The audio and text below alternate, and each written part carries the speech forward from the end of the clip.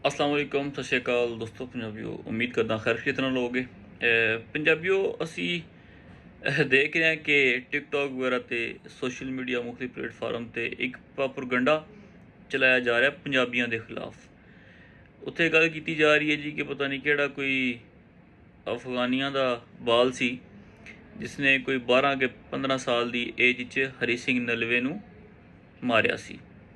अच्छा, हुण एक तो होंदा है प्रोपेगेंडा, इलॉजिकली गल्लां जिहड़े एह झूठियां बहादरी दे किस्से हमेशा तो सुणांदे आंदे ने वो चीज़ां। एक होंदी है तारीख।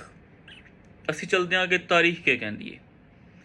महाराजा रजीत सिंह दे दौर विच हरी सिंह नलवा उन्हां दा एक महान जरनैल सी। ठीक है, उन्हां दे पोते दी शादी सी लाहौर विच।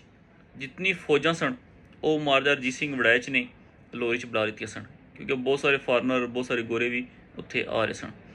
तो वो ये चाहते सन कि यार गोरियां नूं दस्सिया जाए कि शादी किंज होंदी है। जिसले सारियां फौजां उत्थे बुलाईयां गईयां, उत्थे बहुत सारे साढ़े गद्दार भी है सन, जिस च डोगरे उस वेले भी गद्दार साढ़े विच पाए गए ने। उन्हां डोगरियां ने गोरियां नाल मिल के अफगानियां नूं इतला दित्ती कि बहुत ही सुनहरी मौका है, तुसी जमरोद के किले ते चढ़ाई कर दिओ, क्योंकि सारियां फौजां इत्थे बुलाईयां गईयां ने। उत्ते सिर्फ एक यूनिट लगी हुई है। तो अफगानिया ने इस मौके का फायदा चुकते हुए हमेशा की तरह बुजदली का मुजाहरा करते हुए उन्होंने घट लोगों के मौजूदगी जमरोद के किले ते चढ़ाई कर दी, हमला कर दिता।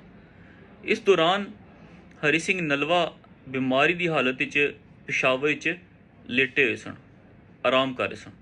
हरी सिंह नलवे ने जिसले रिपोर्ट गई कि यार कि पठाना ने अफगानिया ने जमरोद के किले ते चढ़ाई कर दी, तो वो अपनी फौज नूं लै के पेशावर दा रवाना होए किला जमरोद ते।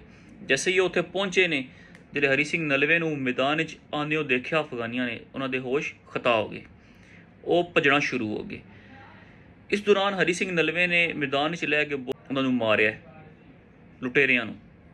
फिर उस तो बाद वो जिसले भज्जे ने ना, तो वो अफगानिस्तान वाले पासे भजना शुरू होए ने। तो इस दौरान हरी सिंह नलवा अपनी फौज के नाल उत्थे ही खड़े हो गए। तो साढ़े कुछ जिहड़े पंजाबी फौजी सन वो उन्हां दे पिछे उन्हां नूं मारने वास्ते चले गए ने। हरी सिंह नलवा दे बारहा मना करन दे बावजूद उन्हां दे पिछे नस्से ने। जिसले नस्से ने तो हरी सिंह नलवे ने उन्हां नूं मना कराया कि ये उन्हां दी कुछ चाल भी हो सकती है। जिसले वो भज्जे ने उस साइड ते, तो हरी सिंह नलवा भी उन्हां दे पिछे उन्हां नूं रोकण वास्ते गए ने।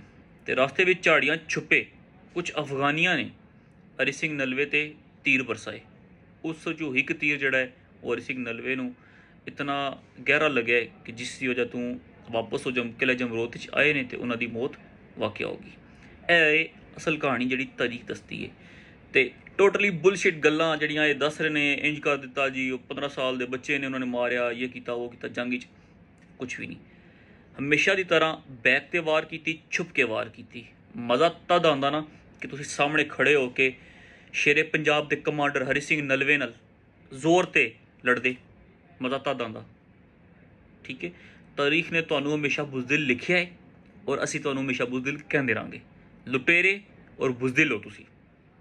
हरी सिंह नलवा जिंदाबाद, ते पंजाब जिंदाबाद, ते पंजाबी जिंदाबाद।